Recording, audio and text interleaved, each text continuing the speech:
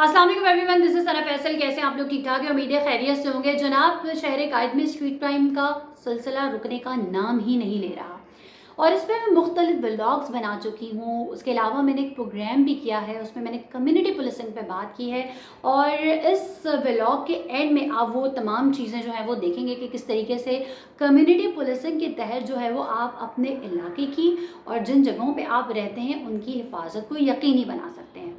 लेकिन नाज़रीन, इस वक्त मैं बात करूंगी कल होने वाले वाक़े के हवाले से, जिसमें एक सहाफ़ी को जो है वो लूट लिया गया। वो अपना व्लॉग बना रहे थे, इससे पहले वो मुख्तलिफ चैनल्स पे काम कर चुके हैं और अब एज अ व्लॉगर वो अपनी वीडियोस वगैरह तरतीब देते हैं। फूड के हवाले से वो एक व्लॉग बना रहे थे और वहाँ पर जो है वो उनको दिन दहाड़े जो है वो जिस तरीके से लूटा गया, उनके कैमराज और उनका लेंस और उनका जितनी भी उनकी इक्विपमेंट थी वो तमाम जो है वो उनसे ले ली गई। और वो ये बता रहे हैं कि जिस टाइम ये तमाम मामला हो रहा था उस वक्त वहाँ से एक पुलिस मोबाइल भी गुजरी जिसको आवाज़ भी देने की कोशिश की, लेकिन कुछ भी नहीं हुआ। और ना सिर्फ वो, उनके साथ एक और वहाँ पे किसी चैनल की टीम मौजूद थी, उनका भी तमाम सामान जो है वो ले गए। नाज़रीन, ये लम्हा फ़िक्रिया है। अब हम अपने घरों से क्या बाहर नहीं निकल सकते, अब हम इजीली मूव नहीं कर सकते, क्योंकि हम वो लोग हैं जो कि रिकॉर्डिंग के लिए अपने घरों से बाहर जाते हैं, फील्ड पे होते हैं।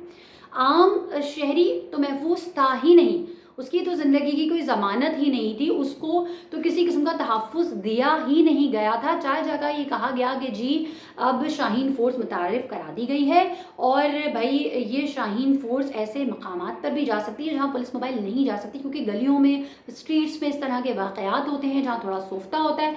तो जनाब, अब ये कि ये टाइम पे पहुंचेगी, वक्त से पहले पहुंचेगी, उनका पीछा भी कर सकेगी, उनके खिलाफ जो है वो प्रॉपर तरीके से एक्शन लिया जाएगा। लेकिन जनाब, यहाँ तो खुलेआम सड़क पर एक वाक़या हो जाता है, लेकिन कोई पूछने वाला नहीं है, कोई देखने वाला नहीं है, कोई रोकने वाला नहीं है, कोई टोकने वाला नहीं है। ये कैसा निज़ाम हम मुतारिफ़ करा रहे हैं। मैं फिर कह रही हूँ, मैं मुख्तलिफ व्लॉग्स बना चुकी हूँ, मुख्तलिफ जो है प्लेटफॉर्म्स पे इस हवाले से बात कर चुकी हूँ। उसके अलावा प्रोग्राम भी मैंने इस पर किया है और बताने की कोशिश की कि किस तरह दिन दहाड़े किसी को भी लूट लिया जाता है और जब जिसको भी लूटा जाता है और ज़रा सी मज़ामत में मार दिया जाता है तो उसके ख़ानदानों पे क्या बीतती है। मैं आपको वो ऑडियो कॉल नहीं सुनवा सकती जो मेरी बात हुई अहमद के वालिद साहब से, जिसको जो है वो इन्होंने जमशेद क्वार्टर पर जो पैसे लेकर आ रहा था गाड़ी बेचकर, वहाँ पर जो है वो इनके वालिद साहब की शॉप थी, वो आ रहा था, उसको किस तरीके से लूटा गया, उसको किस तरीके से मारा गया।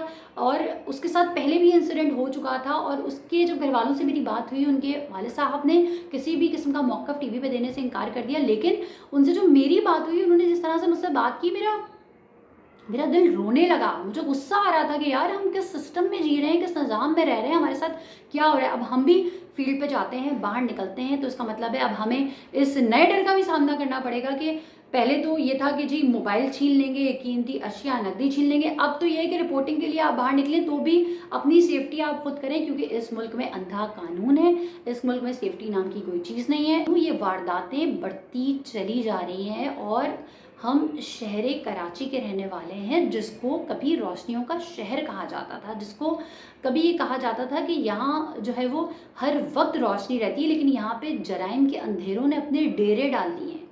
कोई भी महफूज नहीं है, कोई भी महफूज नहीं है। और अफ़सोस सिर्फ इस बात पे होता है कि इतने सारे वाक़यात रूनुमा होने के बावजूद हमारे जो आला हुकाम हैं, हमारी जो लॉ इन्फोर्समेंट एजेंसीज़ हैं, उनके कानों पे जूं भी नहीं रेंगती। इस वक्त हमारा सबसे अहम मुतालबा ये होना चाहिए कि हमारी यानी कि आवाम की जानो माल के तहफ़्फ़ुज़ को यकीनी बनाया जाए। नाज़रीन, व्लॉग पसंद आया हो तो मेरा यूट्यूब चैनल ज़रूर सब्सक्राइब कीजिएगा और अगर आप भी मेरे इस ख्याल से मुत्तफ़िक हों तो वीडियो ज़रूर शेयर कीजिएगा। अपना ख्याल रखिएगा।